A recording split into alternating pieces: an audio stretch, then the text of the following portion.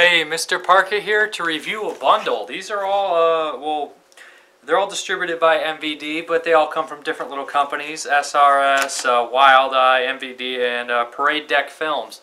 I guess I'll start out with the Massage Parlor of Death. This movie was it cost $50 is apparently what I realized from the special features, and it's by the guy who did I think Easter Bunny Bloodbath. I actually thought Easter Bunny Bloodbath was kind of fun. It was a nice throwback to shot and video. I laughed a couple times. I kind of enjoyed it. This one I really didn't enjoy very much. It's kind of like a rehash of Blood Feast, which has been rehashed a million times, especially in like the low budget shot on video world with Blood Cult. And then there was also Blood Diner, there was Blood-Sucking Pharaohs in Pittsburgh, and Mardi Gras Massacre, which I never did see, which I hear not too good things about. But Massage Parlor of Death, right here is an awesome cover art, and for $50, I mean, it's very ambitious to want to make a movie for only $50, and I respect him for doing that, but I really wasn't a fan of it. It's a bad movie, it's intentionally bad, but sometimes it just... I don't know, I'm not really digging the intentionally bad movies anymore. I mean, if you have no money and you set out to make a good movie, it's probably still going to end up in a lot of ways bad, which makes it kind of a bad good movie. But if you set out to make like a purposely throwback to like bad shot on video movies and you already have no money, it's just, I don't know what it's going to come out as. But I respect that they only had $50 to do it. The acting's purposely goofy and weird. There's no real gore. There's some, you know, hands and fake hands and things like that. Fake head gets chopped off, looks nothing like it. Really bad flashback scene that's just so ridiculous with a stick. And like I said, it's purposely made bad, but I wasn't digging it. It sets out to do what it did too well, and it ends up being like a rehash of a bunch of movies that were cheap, that were already ripping off a cheap movie. It's like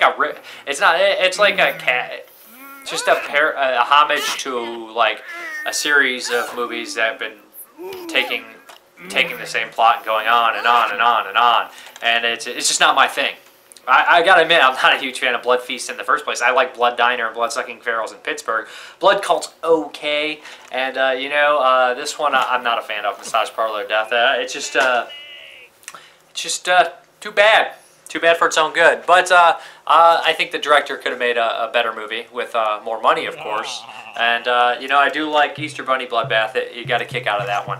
And then we have Dark Mountain by MVD. And this one I also wasn't a fan of. I'm really getting sick of found footage. I think I'm done with found footage unless I hear like a bunch of people that I know, or even a bunch of people say it's really good. Then I'll check it out. But like lately I've been seeing a lot of found footage movies. And it wasn't my favorite genre in the first place. I mean, I enjoy stuff like Cannibal Holocaust, which is like one of the kind of originators. It's very old and it's very unique and different, and it has a message. It's an excellent film, and maybe a couple here and there. The Taking of Deborah Logan was all right, well acted and things like that. But Dark Mountain, really, the folklore and stuff behind it, I enjoyed. But it really is just the Blair Witch all over again. Even with the interviews with locals and things like that. Essentially, these people go out to find this lost gold. One gets possessed and goes crazy, and that's pretty much the plot.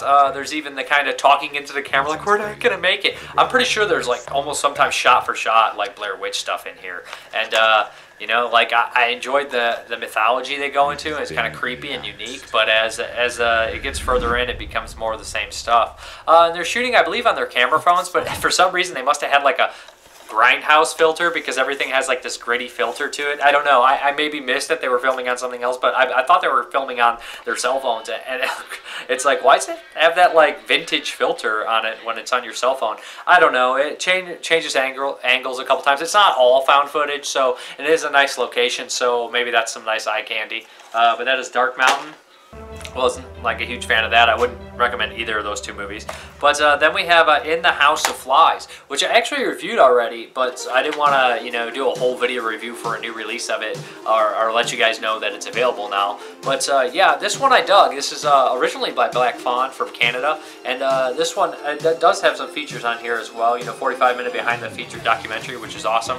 And the lead actors are really good in this, the actor and actress, and they play a couple. They get kidnapped and put in a hole, and the guys trying to pit them against each other. they're trying to make them lose their humanity, and it's voiced by Henry Rollins. I enjoyed the movie. I mean, you think something like this would get really crappy or really stale and boring because it's just two people in a hole in the ground, and you think, oh, this is going to be that kind of humanity sucks kind of movie. And I like that they stuck together for the most part, and it has a couple graphic things in here. But I dug this movie. I really like this one, and the soundtrack is also very cool. It takes place in the 80s. I love the opening montage, like 80s date night thing. I like that stuff. I enjoyed it in the House of Flies. And this one, Coyote, by Wild Eye, is just a wild, crazy movie starring Bill Oberst Jr., who is exceptional, man. I think he's probably my favorite indie actor right now, just because he's so intense and he has no fear, and he's also seems like a really nice guy and things like that.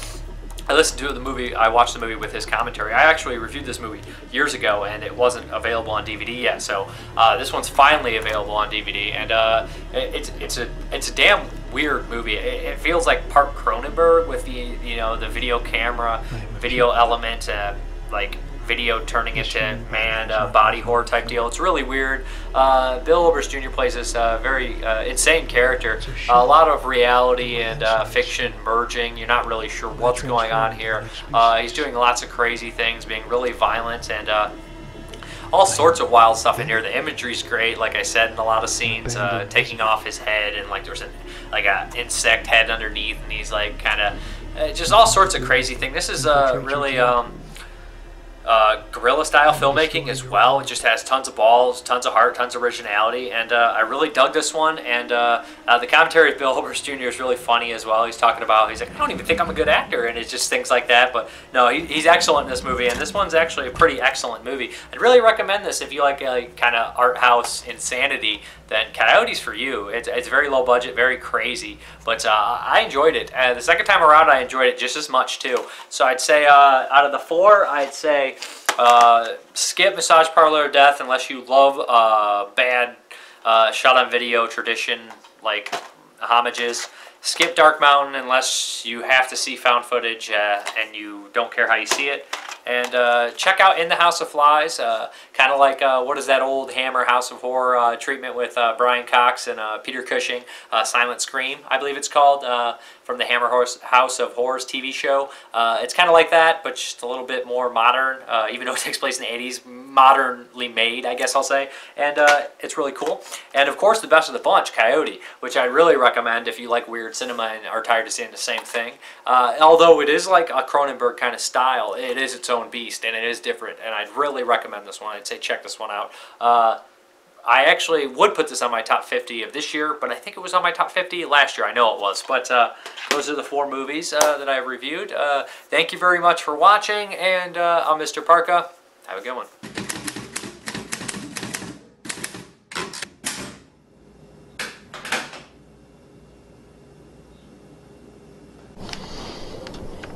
Good stuff.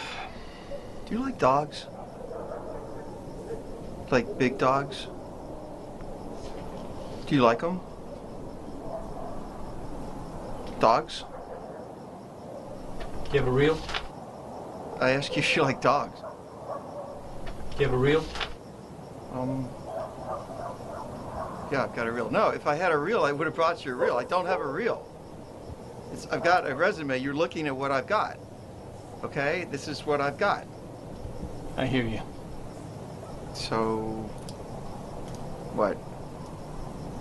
What is that? What the fuck does that even mean? I hear you. Have a good one. Have a nice day. I hear you. What is that? I love TV. I want to work at your station because I fucking love TV. That's just great, Mark. We need some real passionate people around here. I'm passionate. I got more passion in my pants than you can imagine. And above the neck too, Tom. So what do you say?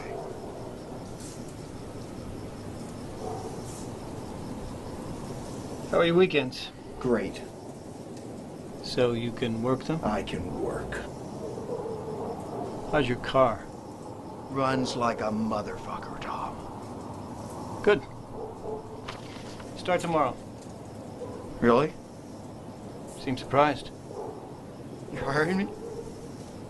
Nobody else around here can work a camera. God, that was easy. Okay.